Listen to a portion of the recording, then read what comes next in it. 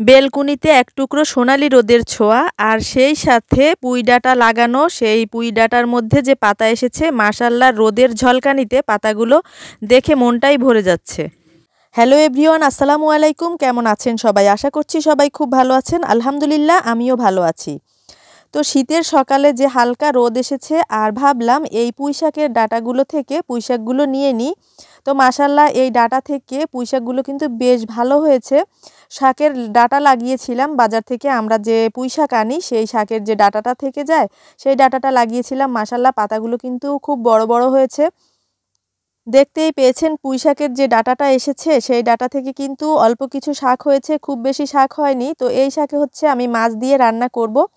তো ভাবছি ইলিশ মাছের সাথে কিন্তু পুঁই শাকটা বেশ ভালো জমে। তো ইলিশ মাছের পাশে অল্প কিছু শাক দিয়ে রান্না করলে কিন্তু আমার কাছে ভালো লাগে।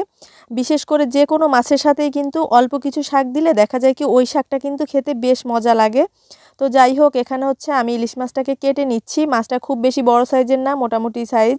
তো এখন হচ্ছে এটাকে আমি কেটে পরিষ্কার করে, আসলে ইলিশ মাছটা হচ্ছে এমন এক ধরনের মাছ, এটা কিন্তু সব কিছুর সাথেই ভালো লাগে খেতে।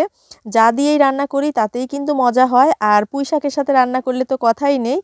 তো এখন হচ্ছে আমি পুঁই শাক দিয়ে এই মাছটাকে ভুনা করে নিব। ইলিশ মাছটা ভাজা করে নিয়ে আমি এখানে কাঁচাই ভুনা করে নিব। তো শাক দিয়ে রান্না করলে একটু কাঁচা ভুনা করলে আমার কাছে ভালো লাগে। এতে করে কিন্তু শাকটাও খেতে মজা লাগবে আর মাছ ভুনাটাও ভালো লাগবে।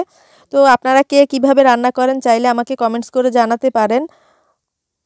আসলে সবার রান্নার ধরনও এক না, আবার সবার খাবারের যে টেস্ট সেটাও কিন্তু এক না। এক একজন এক এক ধরনের খাবার খেতে অভ্যস্ত। আর এমনিতেই ইলিশ মাছের মধ্যে আমার কাছে কম মশলা দিলেই খেতে ভালো লাগে। আসলে অতিরিক্ত মশলা হলে হয় কি, মশলার স্মেলের কারণে ইলিশ মাছের যে নিজস্ব একটা স্মেল আছে ওটা কিন্তু নষ্ট হয়ে যায়।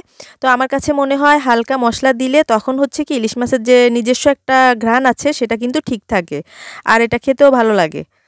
আসলে আমি কিন্তু এখানে রান্না শিখাচ্ছি না, তবে আমি যেভাবে রান্না করি বা আমার কাছে যেভাবে ভালো লাগে সেটাই আমি আপনাদের সাথে শেয়ার করছি।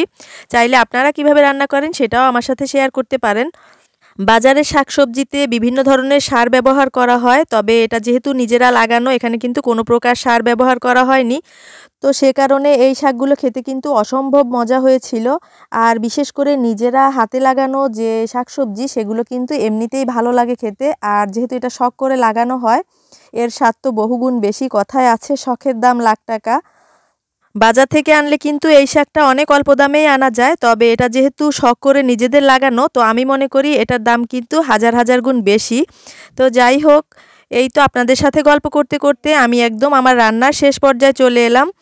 এই তো এটা হচ্ছে আমার রান্নার ফাইনাল লুকটা। তো কেমন হয়েছে রান্নাটা চাইলে কমেন্টস করে জানাতে পারেন। আজকে তাহলে এখানেই রাখছি। আল্লাহ হাফেজ, আসসালামু আলাইকুম।